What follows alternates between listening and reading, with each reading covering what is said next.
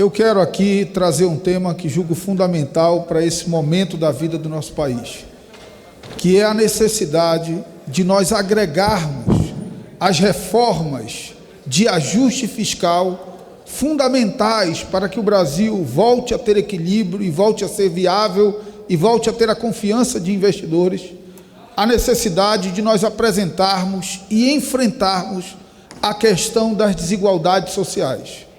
As reformas não podem justificar em si mesmas, elas precisam ser instrumento de combate às desigualdades sociais, e esse é o tema que quero abordar neste tempo de liderança.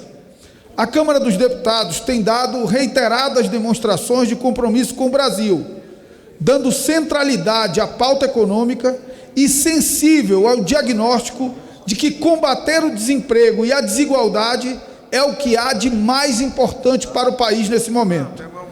Passada a reforma da Previdência, quando fomos capazes, sob minha presidência na Comissão Especial, de garantir uma economia fiscal relevante, na ordem de 800 bilhões em 10 anos, preservando o direito de trabalhadores rurais, idosos e deficientes de baixa renda e professores, é hora de apresentar ao país uma reforma tributária que combata a regressividade, as desigualdades regionais e crie um ambiente de negócios mais saudável para os setores produtivos nacionais.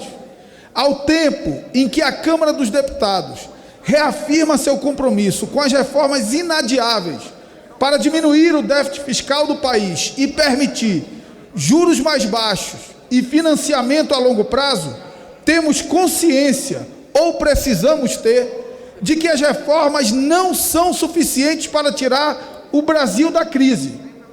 A crise no Chile tem estimulado uma falsa contradição entre responsabilidade fiscal e responsabilidade social.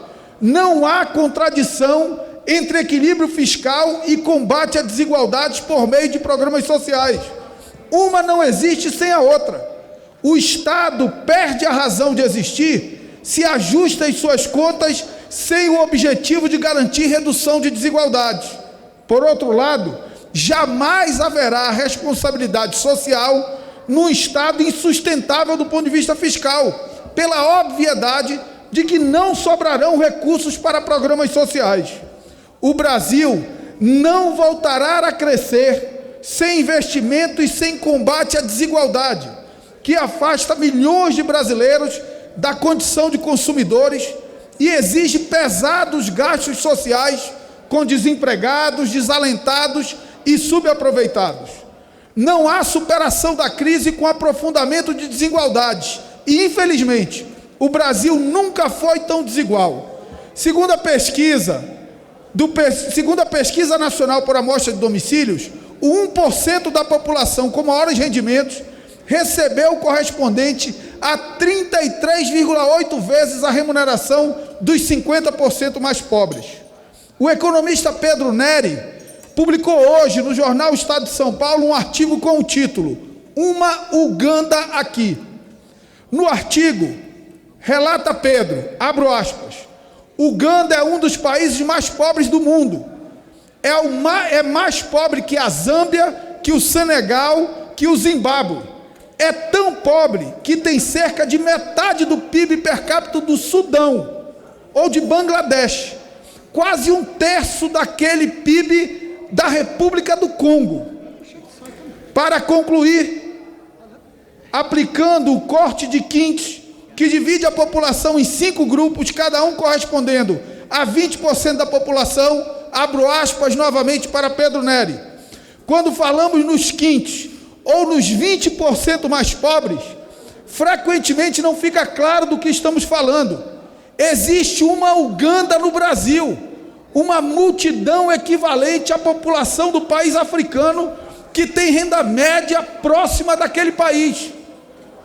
Os 20% mais pobres do Brasil representam a mesma população de Uganda e tem renda per capita muito próxima da renda per capita de Uganda, que é um país que tem 1/3 da renda per capita do Congo e metade da renda per capita de Bangladesh. É preciso que a Câmara dos Deputados demonstre um compromisso com o que está ausente nas políticas do Ministério da Economia, a valorização do setor produtivo nacional e o combate às desigualdades. É hora da Câmara construir uma proposta e dar centralidade àquela que talvez seja a mais importante reforma que o país precisa, a reforma do combate à desigualdade, sem a qual não retomaremos um caminho de crescimento sustentável. Muito obrigado, senhor presidente. Obrigado, nobre deputado. Parabéns pelo pronunciamento de Vossa Excelência.